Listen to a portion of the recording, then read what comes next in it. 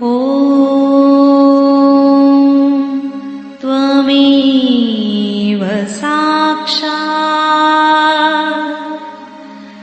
श्रीमहालक्ष्मी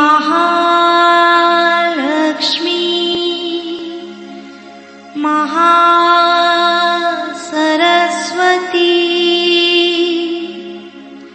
महाकाली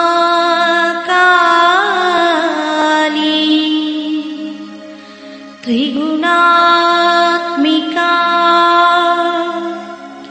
कुण्डलिनी साक्षात्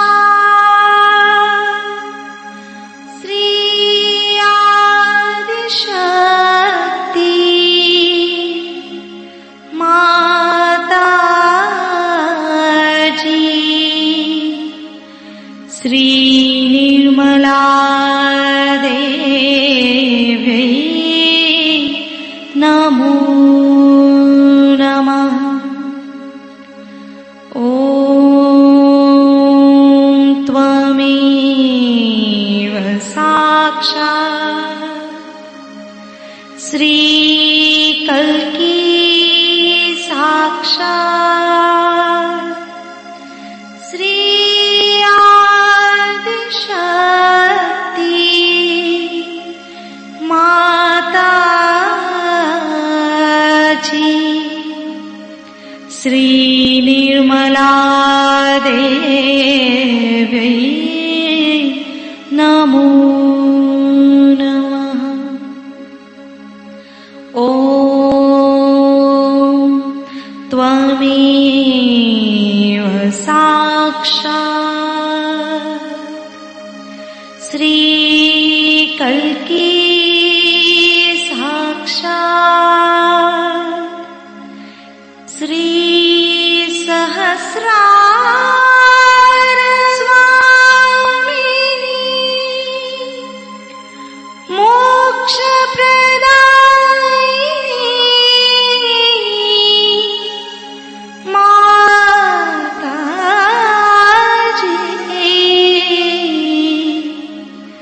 श्री निर्मला देवी नमो नमः।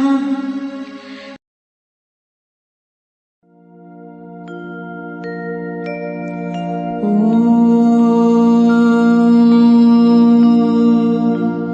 तमेव साक्षात् श्री गणेश साक्षात् श्री आदिशक्ति माताजी श्री निर्मला देवी नमो नमः।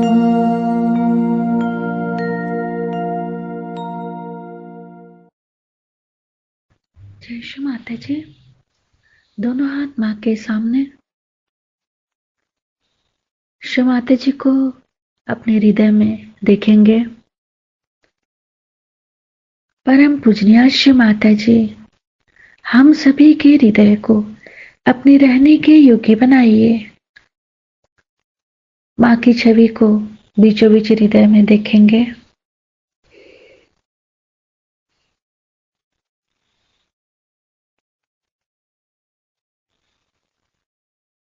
अपने राइट हैंड को बाएं हृदय पे रख लेंगे।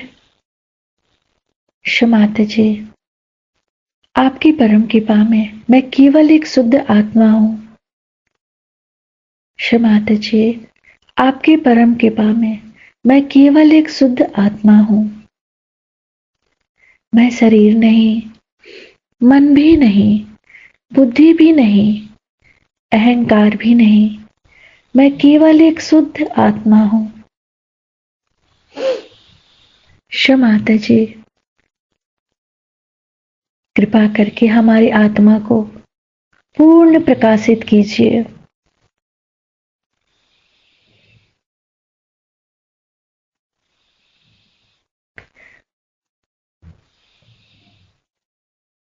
राइट हैंड को फ्रंट आज्ञा पे श्री निर्विचारिता मंत्र ओम त्वमेव साक्षात् श्री निर्विचारिता साक्षात् श्री आदि शक्ति माता जी श्री निर्मला देव्यै नमो नमः।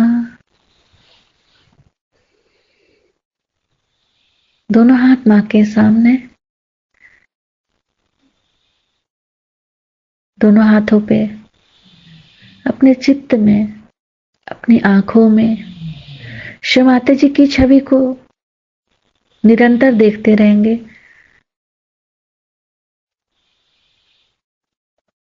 शिव माता जी, हम सबको क्षमा कर दीजिए, हम सभी अज्ञानी हैं।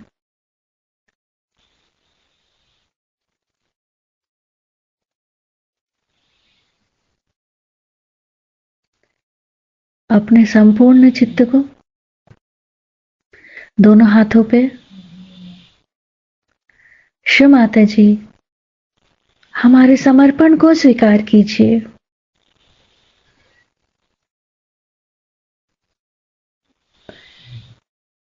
शिव माता जी, हमारे मन में, हमारे विचारों में, हमारे चित्त में जो भी अशुद्धियां हैं उसे हम आपके श्री चरणों में समर्पित करते हैं।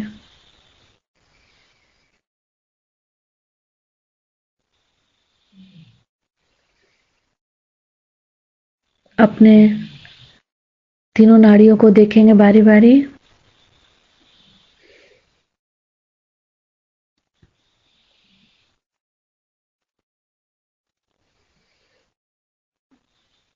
एड़ा नाड़ी को नीचे से ऊपर,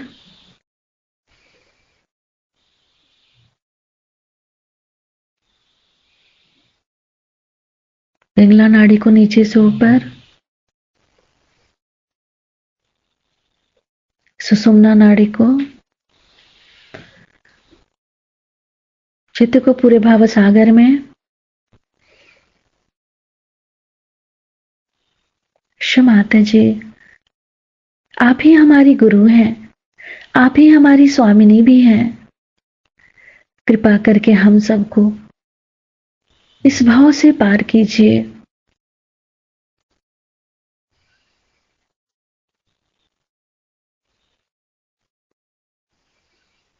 पूरे चित्त को भाव सागर में ही रखेंगे।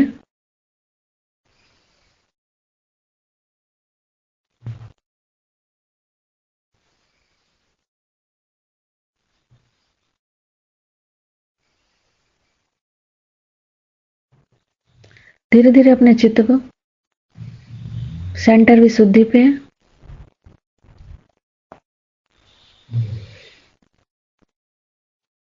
शिव माता जी, हमें साक्षी भाव दीजिए ताकि हम स्वयं को देख सकें।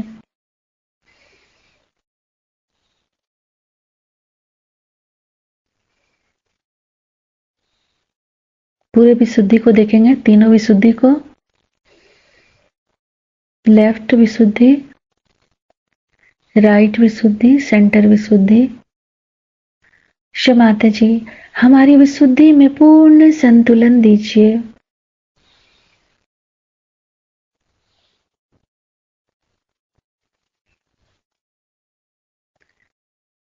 धीरे धीरे अपने चित्त को सिर के तालू भाग पे, सिर के तालू भाग पर मां को देखेंगे। शिव माता जी,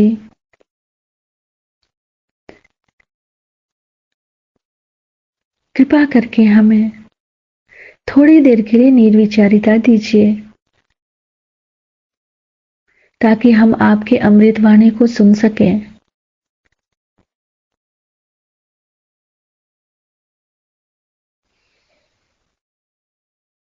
शिव माता जी, आपकी अमृत वाणी को हम सहस्त्रार से सुन सके ऐसी अवस्था दीजिए।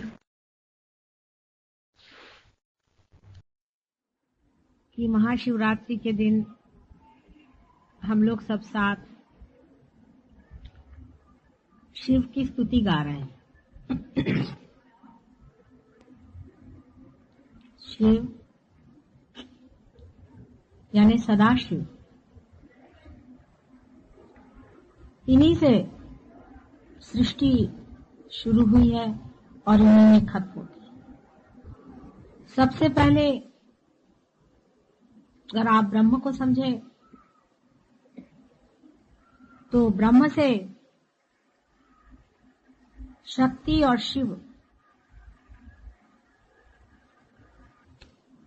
जैसे कि एक सेल के अंदर उसका न्यूक्लियस होता है, उसी की तरह शिव और शक्ति सबसे पहले ब्रह्म में स्थापित होते हैं। सृष्टि कैसी हुई, किस प्रकार ये घटना घटित हुई, किस प्रकार ब्रह्म शिव और शक्ति के रूप में प्रकट हुए, ये सारी बातें मैं आपको शनिवार और रविवार में बताऊंगी।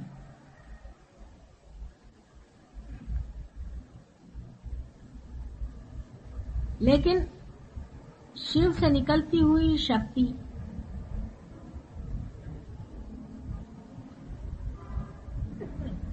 जब एक पाराबोली में घूमती है, जब एक प्रदक्षिणा लेती है, तो एक एक विश्व तैयार होते हैं। ऐसी अनेक प्रदक्षिणाएं शक्ति की होती रही। इसके बारे में भी मैं आपको बाद में बताऊंगी। अनेक विश्व तैयार होते रहे, अनेक भुवन तैयार होते रहे और मिटते भी रहे।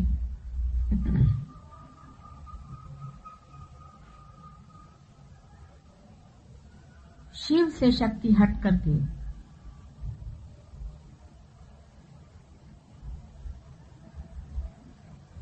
विश्व बनाती है। शिव सिर्फ साक्षी स्वरूप रहते हैं।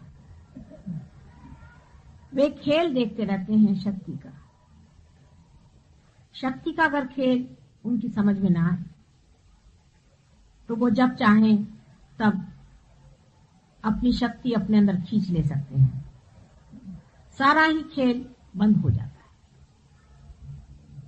वे ही दृष्टा हैं, वही देखने वाले हैं, वही इस खेल के आनंद को उठाने वाले। उन्हीं के कारण सारा खेल है। इसलिए अगर वो न रहे तो सारा खेल खत्म हो जाता है।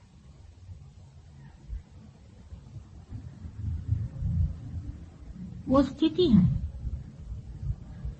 उन्हीं के कारण एग्जिस्टेंस होता है। मनुष्य के हृदय के कारण ही वो जीवित माना जाता है। जिस वक्त उसका हृदय बंद हो जाता है तो उसे मृत माना जाता है।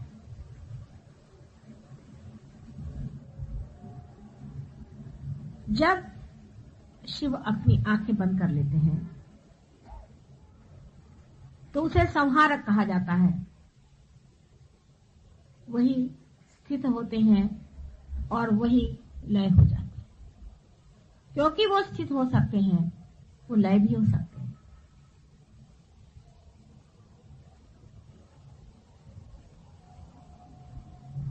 इस कुंडलिनी शास्त्र में शिव का स्थान आपसे मैंने बताया था हृदय में, मनुष्य के अंदर एक दीप ज्योति की तरह हर समय जलते रहता है, जिसके कारण हमारे अंदर सत असत विवेक बुद्धि जागृत रहती है, जो हमें मना करती रहती है कि ये नहीं करो, ये गलत है, ये अधर्म है, ये बुरी बात है।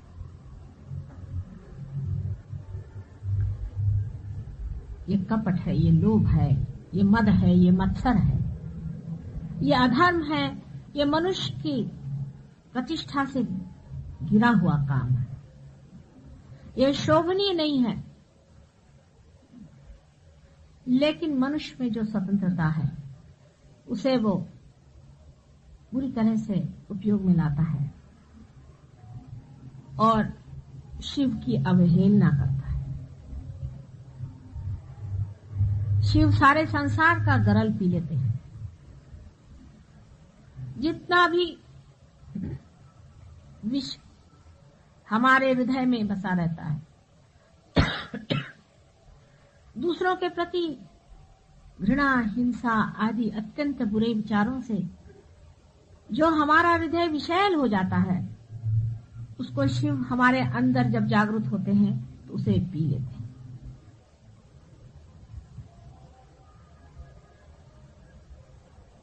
शिव का खाद्य ही, उनका पीना ही गरल है।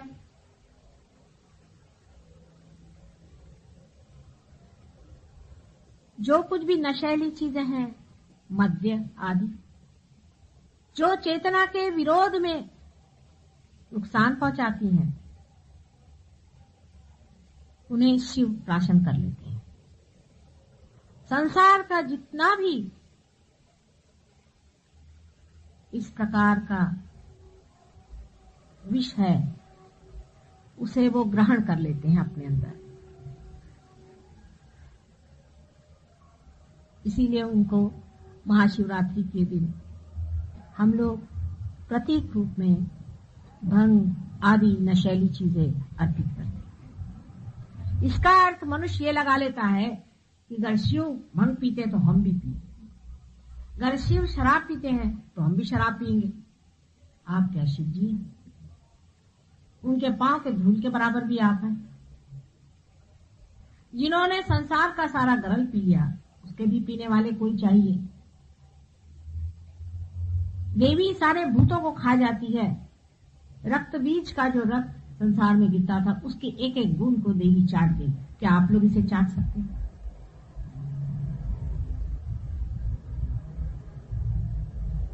आप लोगों का क्या उनसे मुकाबला है, जो आप शिव जैसे भंग पीने निकले? शिव चाहे दुनिया भर की भंग पी ले, उन पे चढ़ती नहीं। आप लोगों का ये हाल है। शिव एक दैवी संपदा, अवतरण है। अवतरण हम समझते नहीं चीज क्या होती है। उसका लोहा ही दूसरा होता है, उसकी व्यवस्था दूसरी होती है।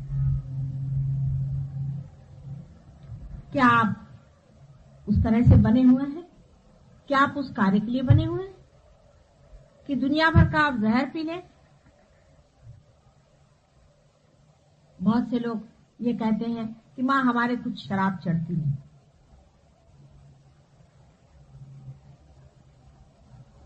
इससे बढ़कर और कोई भी झूठ नहीं हो सकता।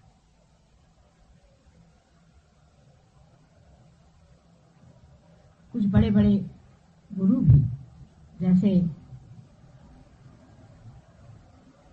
कि साईनाथ शिरडी के, वो भी एक अवतरण थे। वे चिलम पीते थे। तो अब सब लोग चिलम पीने लग गए। क्या आप साईनाथ हैं? वे तो इसलिए पीते थे कि आपके हाथ कोई चिलम ही न लगे, सबकी चिलम ही पी डाले एकदम। सबकी चिलमें पचाने के लिए वो पीते थे। क्या आप लोगों में ये शक्ति है कि आप चिलम पी सकते हैं? उनको कैंसर नहीं हो सकता था।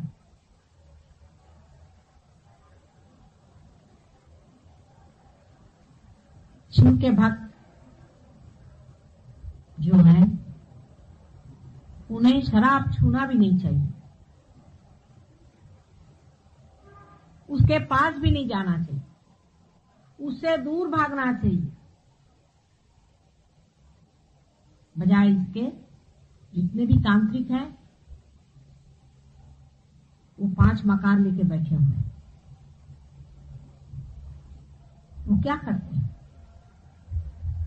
अपने को शाक्त कहलाते हैं, शक्ति के पुजारी कहलाते हैं, शिव के पुजारी कहलाते हैं, और इस कदर व्यभिचार।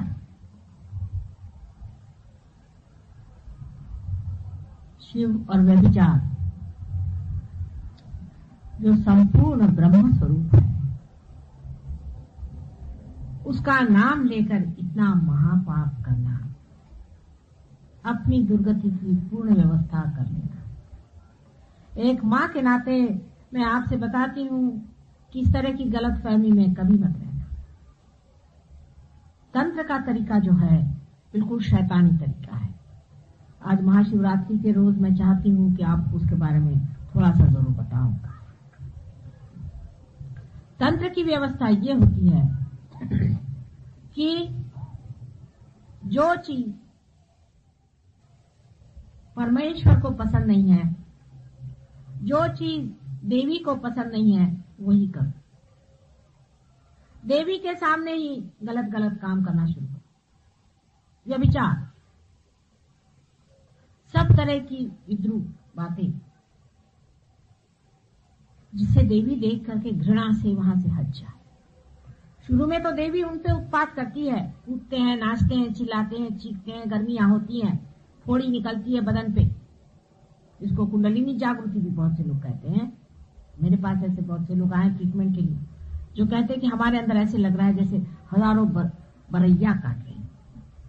हमारी कुंडलिनी जागृत।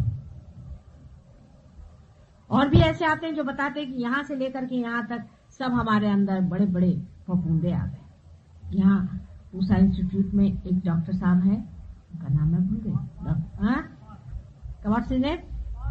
डॉक्टर पाल। वो मेरे पास आए थे, वो बता रहे थे कि उनकी कुंडलिनी किसी ने जागृत की और उनके बदन में हजारों बिच्छुओं को काट रहे और बेचारे कूदते हुए खड़े रहे, माँ मेरे पास, मुझे बचाओ, मुझे बचाओ। मैं उनकी कुंडलिनी उतारे थे। मैंने कहा आदमी बेटे जरा सबको देखो। 1 मिनट के अंदर उनकी कुंडलिनी मैंने शांत कर दी। कुंडलिनी नहीं, श्री गणेश जो कि शिव जी के पुत्र हैं, जो शक्ति के पुत्र हैं, उनका गुस्सा था। मैंने जब उनसे पूछा तो मैं समझ, जिस इंसान ने उनकी कुंडलिनी जागृत की थी उसका वो नाम उन्होंने मुझे बताया। वो किसी को बताते भी नहीं है, डर के मारे, घबराहट के मारे। कुंडलिनी के नाम से वो घबराते हैं बेचारे। ये उनकी हालत कर दी और उनसे कहा कि तुम्हारी कुंडलिनी जागृत हो गई सारे बदन में। ऐसा समझ लीजिए कि जैसे सब हाथ पैर जल गए, ब्लिस्टर सारे कर। 1 मिनट के अंदर कुंडलिनी शांत हो गई। तो कैसे? सिर्फ गणेश, श्री गणेश, क्योंकि वे मुझे जानते।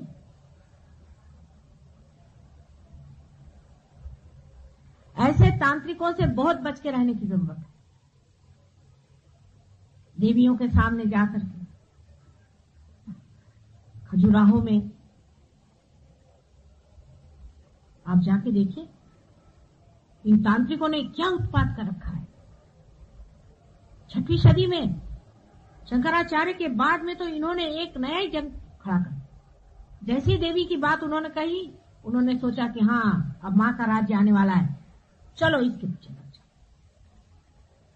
उस वक्त के राजा लोग बहुत ही गिरे हुए, बहुत ही बुरे नजर से देवी की ओर देखते थे। इतने दुष्ट लोग उस वक्त राज्य करते थे, पूरा पट्टा की पट्टा यहां से बंगाल तक। और उनके जो मंत्री लोग थे वो यही थे, जैन। जैन लोगों में खाने के मामले में तो पट्टे बांध के घूमते हैं मुंह पर। औरत के मामले में कोई झगड़ा नहीं, मुंह पे पट्टे बांध के घूमने से सोचते हैं हो गया। कृष्ण को नाम धरते हैं कि वो संहारक था, राम को नाम धरते हैं वो संहारक था। हालांकि महावीर बहुत ऊंची चीज है। जैसे हमने सबका ही ठिकाना किया है, ऐसे जैनियों ने महावीर का भी ठिकाना कर दिया। ये तो सभी के एक एक ढंग होते हैं। उन्होंने ये प्रथा चलाई कि छोटे छोटे लड़के लड़कियों को भी वो आश्रमों में भेजते थे, जैसे कि पोप करते हैं। उस वजह से इस कदर अनैतिकता बढ़ गई, जबरदस्ती की बात। यहां तक कि ब्राह्मणों ने भी ये बात उठाई कि विवाह के पश्चात भी मनुष्य को बिल्कुल संयमित रहना चाहिए और ब्रह्मचर्य में रहना चाहिए। बिल्कुल अननेचुरल सी बातें, उसके जो दबाव से खजुराहो जैसी गंदी चीजें तैयार हो। हालांकि खजुराहो में मैं जरूर कहूंगी कि कलाकारों ने भी कमाल कर दिया। जहां जहां उन्होंने मूर्तियां बनाई, वहां देवी देवताओं की मूर्तियां काफी बड़ी बड़ी बनाई, मोटी मोटी, क्योंकि होते ही देवी देवता मोटे ही होते हैं, क्योंकि उनको पानी की बहुत जरूरत होती है। इतने चक्र चलते रहते हैं तो पानी तो ऊपर से चाहिए, नहीं तो चलेगा नहीं। और बाकी ये छोटी छोटी लंबी लंबी पतली पतली कहीं कहीं उन्होंने लगा दी राजा को खुश करने के लिए। लेकिन वो कोणार्क का जो वो था, तांत्रिकी था, वो उसका क्या कहे। अब वहीं पर आप देखिए पास ही में ऐसे भी मंदिर हैं जहां पर ये वाम मार्गी जा करके और देवी को असंतोष में डालते, मदिरा पीते, शराब पीते हैं और व्यभिचार करते। और जब वहां से देवी का चित्त हट जाता है, यहां तक हमारा फोटोग्राफ से आप बताते हैं आपसे, अभी तो आपको वाइब्रेशंस आएंगे अगर आप देखें तो। लेकिन अगर इसके सामने व्यभिचार होना शुरू होगा तो इसमें से फोटोग्राफ में से हम गायब, आपको कोई वाइब्रेशन नहीं आने वाला।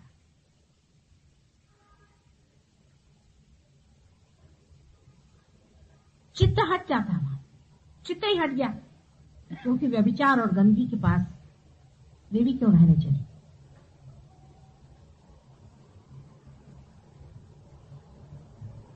वैसी जगह शिव जी बैठते हैं काफी देर तक, और तड़ाके भी बहुत देते हैं वहां पर। भैरव नाथ भी वहां जमे रहते, उनके तड़ाके के बगैर लोग ठीक नहीं होते। पहले खूब तड़ाके खाते, बड़ी हालत खराब होती है उनकी, पर तो भी बेशरम जैसे लगे ही रहते। वो इसे तपस्या कहते हैं।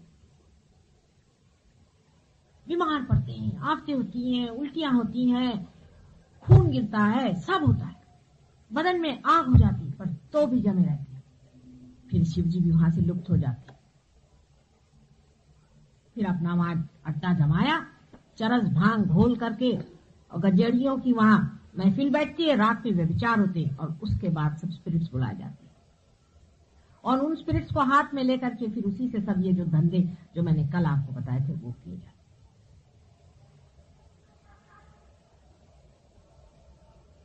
शिव जी के भोलेपन की ये हद है,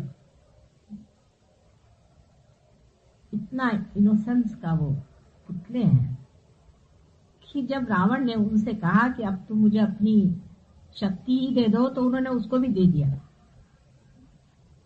इतना भोलापन, निष्पाप, जिनको कि पाप ही क्या है नहीं मालूम, पाप को भी खा जाए, सबके सब चीज खा जाए, लाओ जो कुछ खाना है खा जाए। जैसे गंगा में सारे पाप धुलते हैं कहते हैं, सो आप समझ सकते हैं कि गंगा में इसलिए पाप धुलते हैं कि शिव जी के जटा से उतर आई, इसीलिए। जिनके जटा को छूने से ही इतने पाप धुलते हैं, जो स्वयं साक्षात जो होंगे सो क्या होंगे सो बता दी। जिनका साक्षात करने से ही सारे जिसके पाप धुल जाते हैं, जिनको याद करने से ही सबके जो जितने भी भवसागर के जितने भी लगे हुए पशु पक्षी के तरह से चिपके हुए जो कुछ भी गंध मैल आदि जीवित और निर्जीव जो कुछ भी हो, सारी बाधाएं हैं जिसकी खत्म हो जाती है। ऐसे शिव जी के लिए लोग ये कहते हैं कि व्यभिचार से शिव जी खुश होते। ऐसे संसार में क्या बात की जाएगी।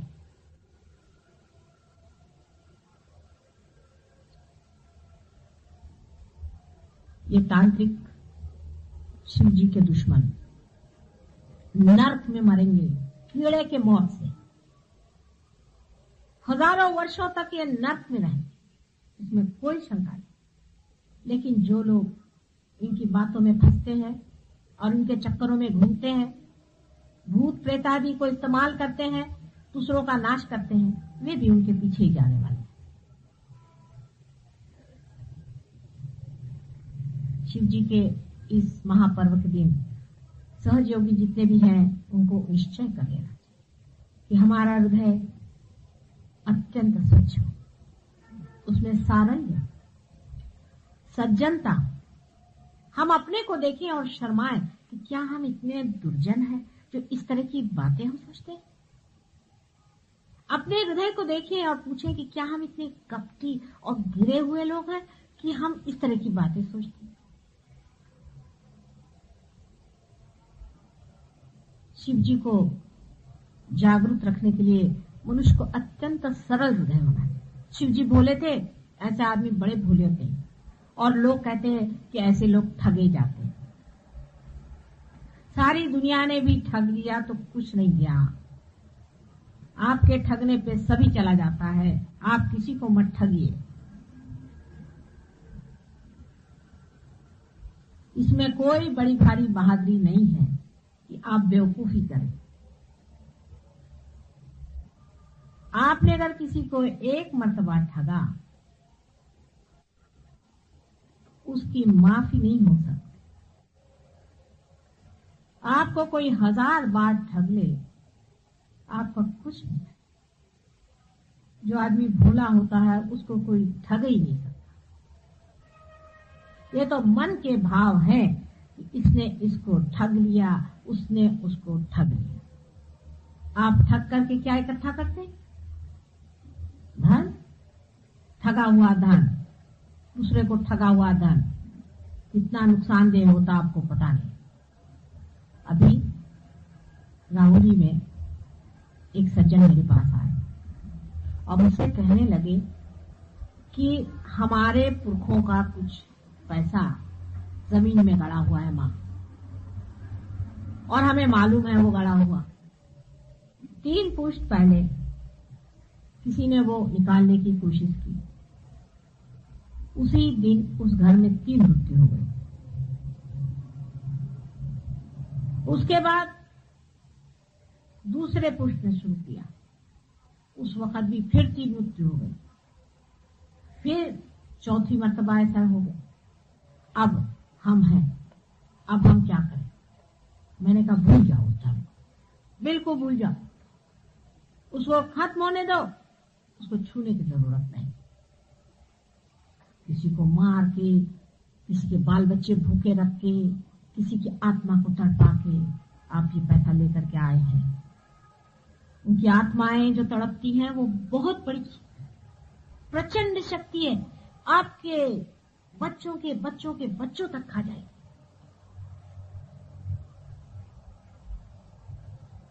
ये शिव जी के काम है, ये शिव जी के काम है।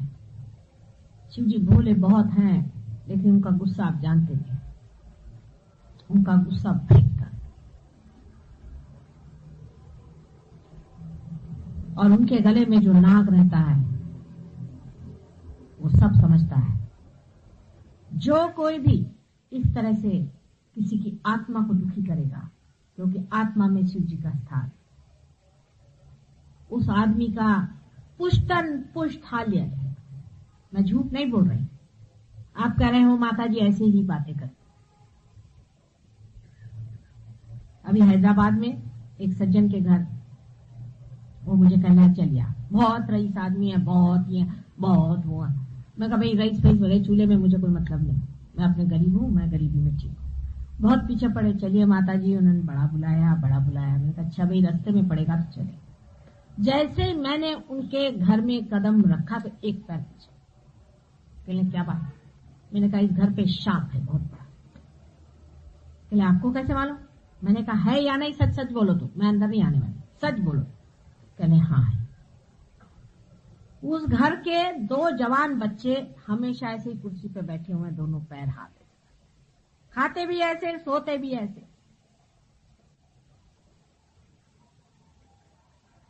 मेरे से कहने लगे कि माता जी इनको ठीक करिए। मैंने कहा देखिए मुझे क्षमा करो, मैं जा रही हूँ। वैसे ही मैं बाहर निकल आई। मैंने कहा अभी तुम वही काम कर रहे हो जो तुम्हारे पुरखों ने किया है।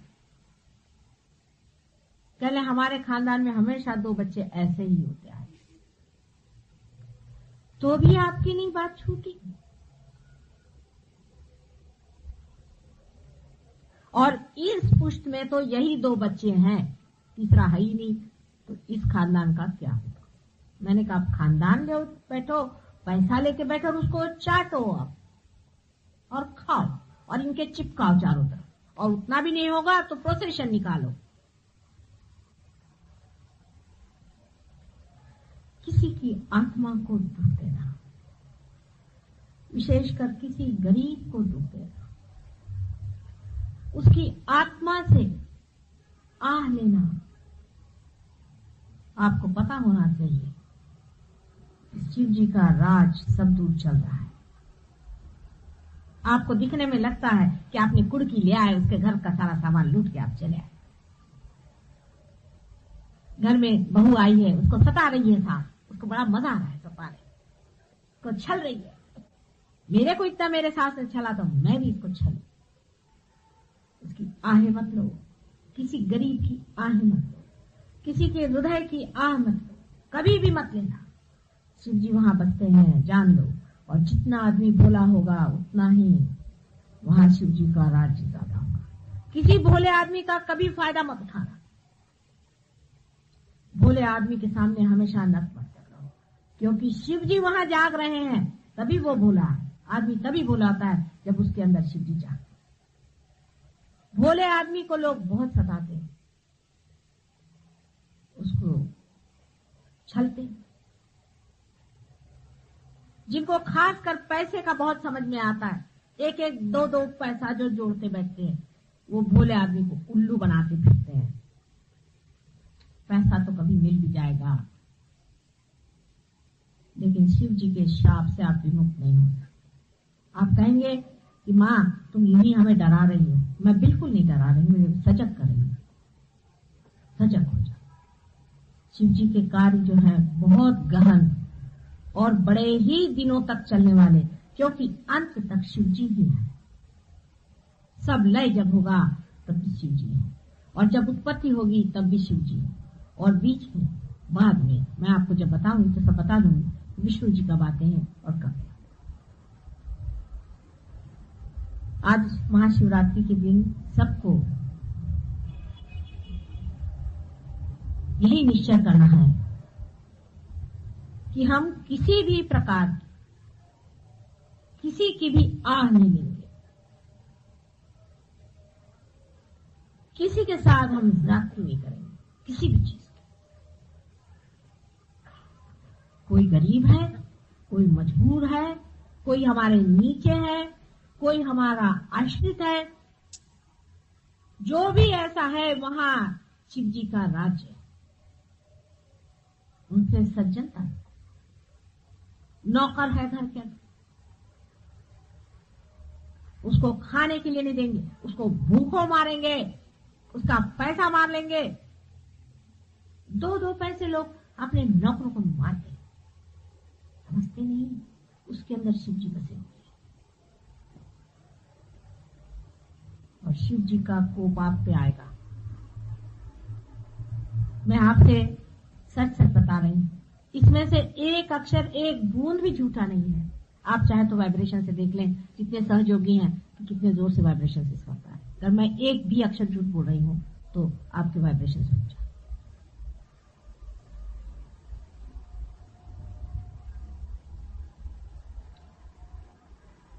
किसी के साथ जाति करना शिव जी के सामने गुनाहगार होना है। सज्जनता, सौजन्य, नम्रता, झुकना, ठगा जाना भी ठीक है। शिव जी क्या लिख दिया नाम, ठगे गए थे बेटे, कोई बात नहीं, मैं देख लूं। अरे उनके पास भैरवनाथ खड़े हुए हैं, एक सोटा लगाएंगे उनको तो ठीक हो जाओगे तुम लोग साथ।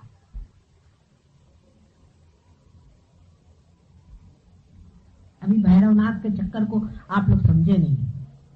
वो तो एक पैसा नहीं मारते, चारों तरफ चलता है उनका सोटा, और वो इस तरह से मारते हैं कि पुष्टन पुष्ट चलता रहेगा।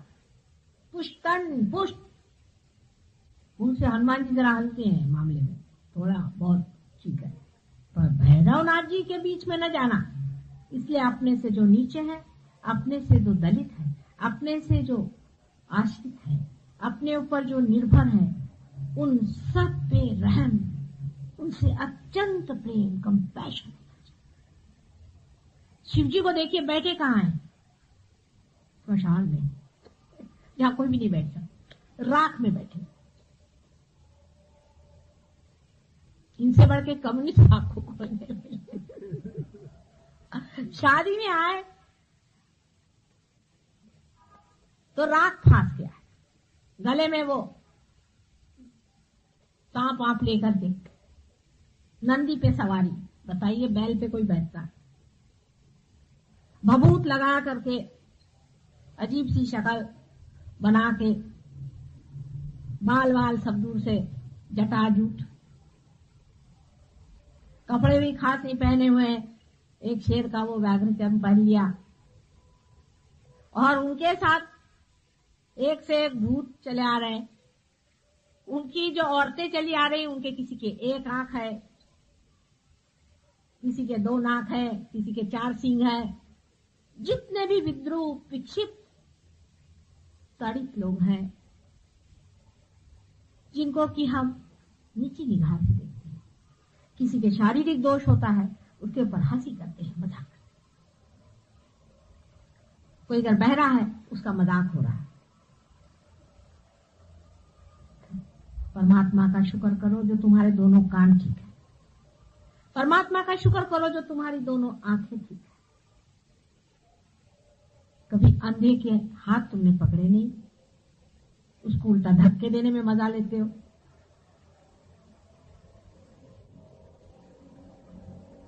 ऐसे शिव जी भगवान को देखो कि उनकी बारात आ रही है, और पार्वती जी के घर के तो सब लोग बड़े बड़े हैं। विष्णु जी उनके भाई खड़े हुए हैं साथ में, सब बड़े सोफिस्टिकेटेड लोग हैं एक साइड में, और एक साइड में ये बारात चली आ रही शिव जी की।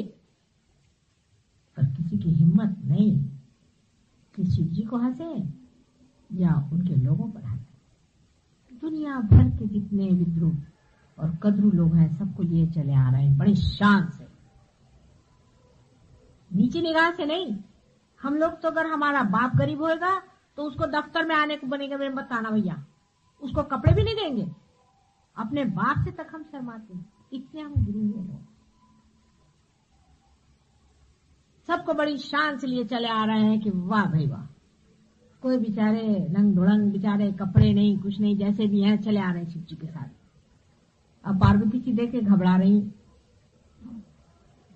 मेरा दूल्हा भी आया मेरे घर तो मेरी नाक कटा रहे हैं। कोई 2-4 अच्छे तो ले आते कम से कम सामने में, लेकिन अब बोले तो बोले क्या, भैरवनाथ जी सामने चले आ रहे हैं, तो चैन की शादी भी क्या। लेकिन पार्वती जी के मन तो वही भाए हुए हैं, उनको तो कोई और पसंद नहीं।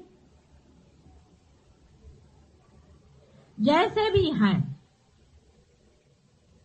ससुराल के लोग, जैसे भी है, चाहे उनके यहाँ औरतों की एक ही आंख हो, लेकिन तो भी पति के घर के लोग आए, उनका मान, उनका पान, उनको नीचे निगाह से देखना। क्योंकि मैं बड़े विष्णु जी के घर, मेरे भाई खड़े हुए हैं विष्णु जी जैसे, कुबेर जिनके घर में पानी भरते हैं, और मैं हिमालय की बेटी हूं। ऐसे ही पार्वती जी का विचार करके हमें ये सोचना चाहिए कि संसार में जिस शिव जी को हम मानते हैं, जिनके ऊपर सारा संसार निर्भर है,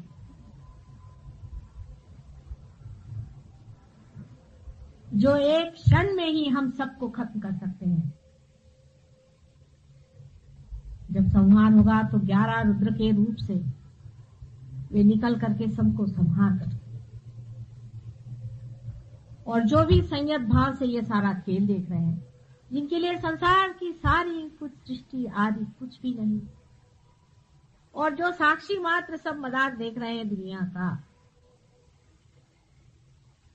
और जो हर एक भोले इंसान के हृदय में जागृत है, जिनका स्थान ही ऐसे जगह है जहाँ कोई भी नहीं जा सकता, बीहड़ से बीहड़, फूहड़ से फूहड़, गरीबी जिसको कहते हैं उसमें है। उनका कोई श्रृंगार नहीं, उनका कोई भी बाहरी वैभव नहीं है, किंतु उनके सिवा किसी के पास कुछ भी नहीं शोभा देता। ऐसे शिव जी को जो इंसान मानता है वही इंसान है, क्योंकि वो इंसानियत को मानता है। इसलिए नहीं कि फलाना एक बड़ा भारी अफसर है, क्योंकि फलाने के पास इतना रुपया पैसा है, क्योंकि फलाने के पास इतनी विद्या है, दूसरे के पास में ये है, पर इसलिए कि एक बड़ा मानव है, वो चाहे गरीब है, चाहे अमीर है, चाहे छोटा है, चाहे बड़ा है, लेकिन एक बड़ा मानव है। और बड़ा मानव वही होता है जो साक्षात शिव जी के चरणों में रहता है। आज का दिन ऐसा नहीं है कि आपको मैं दुखी भी करूं, क्योंकि आज का दिन है बहुत दुख का।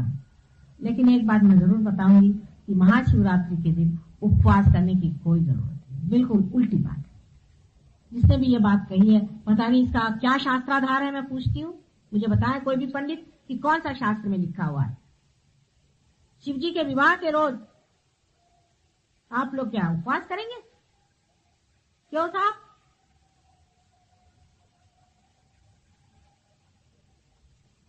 इसका कोई शास्त्राधार मुझे बताइए, मैं जानना चाहती हूँ। शास्त्र भी काफी गड़बड़ चड़बड़ कर दिए, लेकिन तो भी मैं जानना चाहती हूँ इसका क्या शास्त्राधार है कि गलत जगह पे आज तो खुशियां मनाओ, मौज मनाओ। आज खुशियां मनाने का दिन है। कितने लोग उपास करके आए? हाथ ऊपर करें जिन्होंने उपास किए। आप लोग पार नहीं हो सकते, आज कोशिश कर लें। और आप जो पार हैं आप भी बच जाएंगे, आज नहीं आने वाले वाइब्रेशन। देख लो, कोशिश कर, कोशिश करके देख लो, आ रहे वाइब्रेशन? कुछ नहीं आ रहे, हल्के हो गए। झूठ नहीं बोलो तुम। तुमने तो नहीं किया उपास आज, इसीलिए तो आज मैं खुश हूँ तुमसे। तुमने नहीं किया, अच्छी बात। राजा बेटे हो तुम। आज के दिन उपास नहीं करने का, आज खूब खाओ पियो, घर जाके लड्डू खाना, खा पी के फलाहार क्यों करना, आज तो खूब खाना है। उनका खाना है बादाम पिस्ता, खाओ खूब। खाते हैं चना, चना खाओ। देवी जी चना खाती है, आप लोग भी चना खाओ। फल फूल कौन खाता है? उल्टी उल्टी बातें सब करते हैं। आपको शारीरिक शास्त्र से देखना चाहिए कि शिव जी अगर स्थिति है, हमारे एग्जिस्टेंस है, तो एग्जिस्टेंस के लिए क्या चीज जरूरी है, क्या चीज खानी चाहिए बताइए। आप लोग जानते हैं कार्बोहाइड्रेट्स, उसके बगैर हमारे अंदर शक्ति नहीं आ सकती। आज के दिन सबको कार्बोहाइड्रेट्स खाना चाहिए, हर तरह के, या प्रोटीन्स खाना चाहिए। जितने भी आप प्रोटीन्स खाएं अच्छे हैं, अधिक से अधिक आप प्रोटीन्स खाएं। चने में प्रोटीन्स है, चना सिर्फ प्रोटीन है। अगर आप चना खाएं तो आपने प्रोटीन खा लिया। आज हर तरह के आपको प्रोटीन खाना चाहिए, जो भी प्रोटीन हो वो आज शिव जी के लिए खाना चाहिए। हृदय के लिए कितनी अच्छी चीज है प्रोटीन। अगर आप कृष्ण प्रकृति के हैं तो आपको कार्बोहाइड्रेट्स भी खाना चाहिए, और सबसे बड़ी चीज है प्रोटीन खाना चाहिए। और आज के दिन आप फल फूल खाएंगे जो कि नहीं खाना चाहिए। इसका कोई कहीं शास्त्राधार तो मुझे समझ में नहीं आता, पर रूढ़ी चल गई तो चले सब। अभी जिसने चलाई वो ये तांत्रिक ही होंगे, कोई और तो कोई नहीं हो सकता। मुझे तो और कोई समझ में नहीं आता कि कोई भी जानबूझ करके ऐसा काम करे। एक सीधा हिसाब सोचना चाहिए कि जिस दिन किसी का जन्म हो या विवाह हो, उस दिन भूखे नहीं रहते लोग, उस दिन मौत करते हैं, खुश होते हैं। कोई मरता है उस दिन भूखे रहना चाहिए। हम लोगों के यहाँ हिसाब ऐसा है, जिस दिन कोई मरे या नर्क के दरवाजे खुले उस दिन उपवास नहीं करना, उस दिन सवेरे उठ के खाना। तो आज सब लोग खुश खुश खाएं पिए। हाँ, नर्क चतुर्दशी के दिन उपास करना चाहिए, तो उस दिन सवेरे नहा धो करके 4 बजे उठ करके पहले फराल करें। देखिए कितना उल्टा है। अब मैं ये बात कहूं तो आप मुझे कबीर जैसे तो कह नहीं सकते, लेकिन हाँ आप कहेंगे कि माता जी तो सब उल्टी बातें बताते। लेकिन जो बातें सीधी हैं उसे सीधी मानो, और जो बातें उल्टी हैं उसे उल्टी मानना होगा, क्योंकि सत्य जो है वो सत्य ही है, उसको कोई बिगाड़ नहीं सकता, उसको कोई मिटा नहीं सकता, और सत्य है ही नहीं। आप अपने वाइब्रेशंस पे देखिए, मैं जो बात कह रही हूँ अगर झूठ हो तो आप लोगों के वाइब्रेशंस पे पता चलेगा। सब आपके कंप्यूटर खुद चलने लगे, बहुत से लोगों के चल रहे हैं, जिनके नहीं चल रहे हैं वो भी चलाएंगे। अभी इस बात पे जरूर वाइब्रेशंस आएंगे सबके, है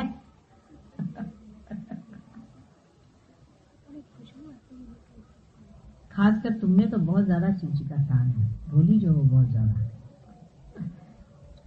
हाँ, तो अब कहिए तो थोड़ी देर ध्यान भी कर लें, क्योंकि ये कह रहे थे कि बहुत से लोग realization, have your friends come for realisation.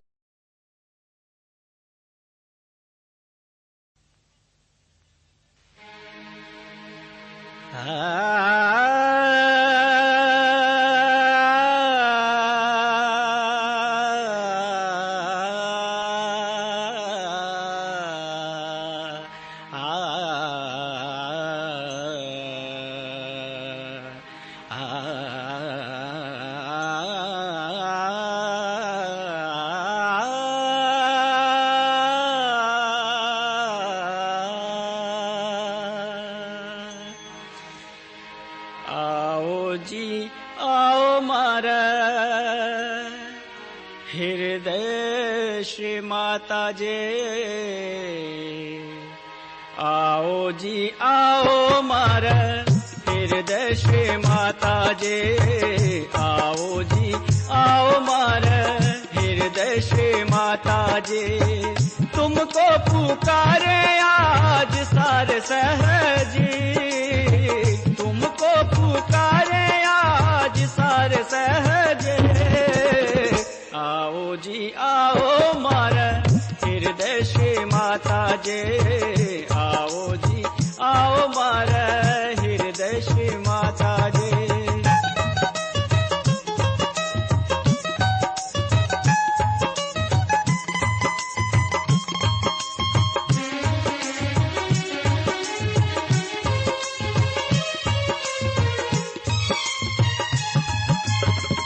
हृदय में माजे आप पधारे, सब सहजन का मान बढ़ाए, हृदय में माजे आप पधारे, सब सहजन का मान बढ़ाए, भ्रम की काई आप मिटाए, आत्मज्ञान है आप दिलाए, भ्रम की काई आप मिटाए, आत्मज्ञान है आप दिलाए, तुमको पुकारे आज, तुमको पुकारे आज सारे सहजे, आओ जी आओ मारे हृदय श्री माता जे, आओ जी आओ मारे हृदय श्री माता जे।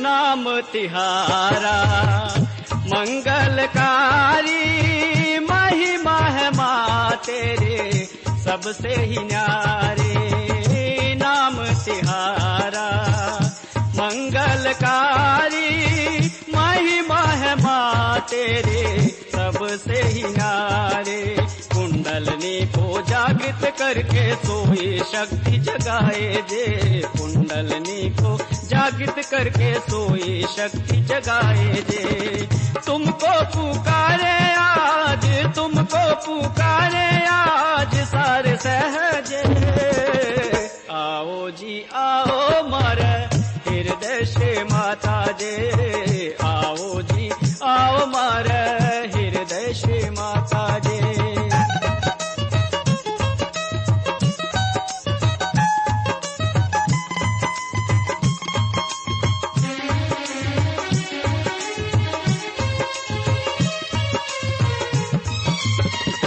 आदि शक्ति हो तुम धरती पे आई माँ, सहज ज्ञान सब को सिखलाए माँ, आदि शक्ति हो तुम धरती पे आई माँ, सहज ज्ञान सब को सिखलाए माँ। जग अंधियारा मिटाने आई, मन में ज्योत जलाने आई। जग अंधियारा मिटाने आई, मन में ज्योत जलाने आई। तुमको पुकारे आज, तुमको पुकारे आज सारे सहज। आओ जी आओ मारा हृदय श्री माता जे। आओ जी आओ मारा हृदय श्री माता जे। तुमको पुकारे आज, तुमको पुकारे आज सारे सहज। आओ जी आओ मारा हृदय श्री माता जे। आओ जी आओ मारा हृदय श्री माता जे। आओ जी आओ मारा हृदय श्री माता जे।